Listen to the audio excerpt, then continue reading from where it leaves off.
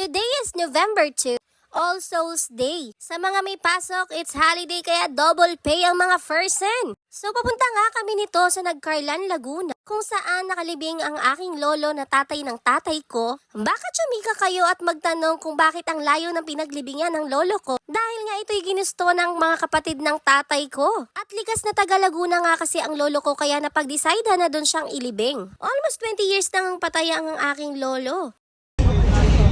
Wasak na puso ni na si Ari ko noong aming nakahal nga kita pero ngayon di na pauwi ko na. At naparap na nga lang si Maui dyan sa sobrang antok dahil 2 oras nga lang ang kanyang tulog. May dadaanan pa nga kami nito sa Laguna na sobrang bahang-baha ang kanilang kalsada. Yung tipong hindi naman umuulan at napakasikat ng araw pero sa kanila bahang-baha na. Kaya nga naman yung ibang motorista ay ilang na ilang dumaan. Paano ba naman umangat nga ang tubig dito sa kanilang paisdaan? Kawawa nga dito yung mga nakamotor. Napadaan nga kami sa bilihan ng lansones at napabili nga kami. Napakatamis pa nga nitong lansones na ito. Nang makarating nga kami dito sa Nagcarlan, Laguna, natatawa ako sa ginawa ni Maui ay mukha siyang bodyguard ng tatay ko. Kung makita mo, napakasipsip talaga nitong Maui sa tatay ko. Kung saan magpunta ay pinapayungan pa nga. And titingnan mo si Maui, mukha pang ang tatay sa tatay ko kahit pang wala pang anak. Dito nga pala nakalibing ang lolo ko sa Nagcarlan Public Cemetery. Dito sa Nagcarlan ay parang talagang mga Hoveliano ang mga nakatira. Pati ang mga tao sa barangay ay puro Hoveliano. Ito naman yung 2 Hoveliano na napakaganda. Mukha ngang magugolp itong mag-inang ito. Papunta na nga kami nito sa puntod ng aking lolo. Nakarating na nga sila lola papa dahil sila nga ay nag-tricycle. Dahil hindi nga pwedeng paglakarin si lola ng napakalayo dahil madali na siyang mapagod. Si lola nga pala ay 78 years old na kaya medyo talagang madali nang hingalin at mapagod ang lola. Ang pangalan ng lolo ko is Godofredo Hoveliano Jr. at sila Ella na nga rito at si Miriam ang unang nagtirik ng kandila. Sa aming magkakapatid, ang kamukha nga ng aking lolo ay si Ella. Napakapogi nga naman ng lolo at napakaputi. At si Ella nga ang favorite ng lolo dahil 2 pa lang kami noon. At 2 lang kami ni Ella ang nakakita sa aming lolo.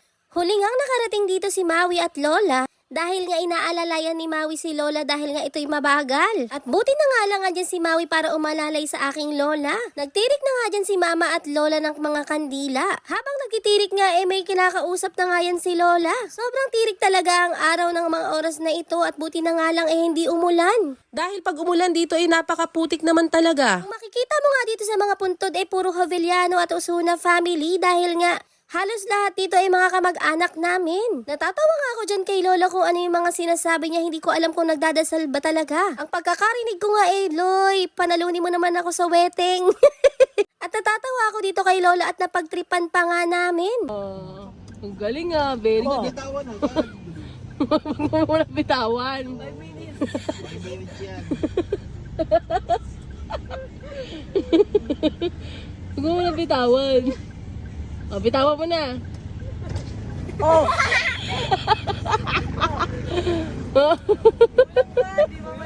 Huwag mo muna pala bitawan. Taas mo muna. Kaganyan siya, Lolo ko yan eh. kaganyan na naman siya. Wala kang ipagawa eh. Oh, lagot ka, nasira mo pala. Hala, 3,000 lang. Kaya mo na, doble naman makuha mo sa December eh. Tago mo agad yun ah. Hindi niya pa binibitawan. Marami ka palang pera sa December. Hindi niya binabitawan. O, bitawan mo na yan. Okay na. Gamot ko Okay na yan, Lola. Bitawan mo na. Napag-decidean nga namin na umuwi na. Actually, hindi pa kami uuwi dahil pupunta nga kami ng Tagaytay nito. Dahil nga gusto namin kapag umalis kami ng bahay masulit namin yung buong araw dahil nga may pasok na naman. Medyo kinakabahan nga ako ng mga oras na to dahil hindi ko in-expect na dito kami papaadaanin ni Maps. Dahil from Nagcarlan, Laguna, dinaan nga kami nito sa Ligaya Drive. Ngayon nga lang ako napadaan dito at hindi ko inaasahan na pa-zigzag at napakatarik nga ng mga daan. Hindi ko nga alam kung kakayanin kami ditong sasakyan dahil 10 nga kami sa loob. Medyo tahimik ako nito at talagang kinakabahan dahil nga baka kami ito patirikin. Pero sa awa ng Diyos, napakagaling nga nitong aking sasakyan na si Papa Goods at hindi nga kami pinabayaan. Pero sa totoo lang, napakabigat talaga ng dibdib ko ng mga oras na ito at naiilang pa nga ako sa sasakyan na nauuna sa amin. Naiyak na nga ako nito dahil nga kinakabahan ako at parang nafe-feel ko yung nararamdaman ng aking sasakyan. Sabi ko nga dito kay Maui Love, sabi ko, naiiyak talaga ako at hindi ko alam yung nararamdaman ko. Bigla na lang tumutulo yung luha ko at napaka-emotional ko nga. Yung tipong gusto kong itigil yung iyak pero talagang tumutulo talaga siya. Hindi ko alam magkadugtong yata itong bitukan namin ng aking sasakyan. Charot. Napakalaki nga ng tigyawat ko nito dahil nga ako'y may regla kaya siguro napaka-emotional ko. Pagdating nga namin ng Tagaytay in-expect ko na nga napaka-traffic at wala nga masyadong galawan. Papunta nga kami sa Hiraya Starbucks pero as expected puno nga naman ang pila. Napakahaba. So napag-decidean namin na maghanap na nga lang ng bulaluhan. Pero dahil holiday nga maraming ang tao sa mga restaurant, kaya pumunta na lang kami nito sa Mahogany Market at bumili na nga lang ng baka at pineapple itong aking nanay. At sabi niya nga sa bahay na lang siya magluluto ng bulalo. Nung pauwi nga kami pumunta na lang kami sa SLEX para doon na lang kami kumain. Kumain nga pala kami sa Zisling Steak para umorder na lang din kami ng mga gusto naming kainin. At meron nga rin pala silang available na ramen dito. Himik na nga ang mga person dahil sila nga ay nabusog na. At ito nga si Miriam nagpapakyut. Napag-decidean nga namin na mag-Starbucks ngayon. Dahil nga ngayong araw ay magi-start ang pagko-collect ng sticker. At pati nga itong si Lola ay nag-Starbucks na rin. Dahil nga sa aming pamilya, 3 kami ang nagko-collect ng sticker. Kawawa nga dito si Maui at nakatulog na nga sobrang antok. Paano ba naman wala pa nga kaming tulog at pahinga?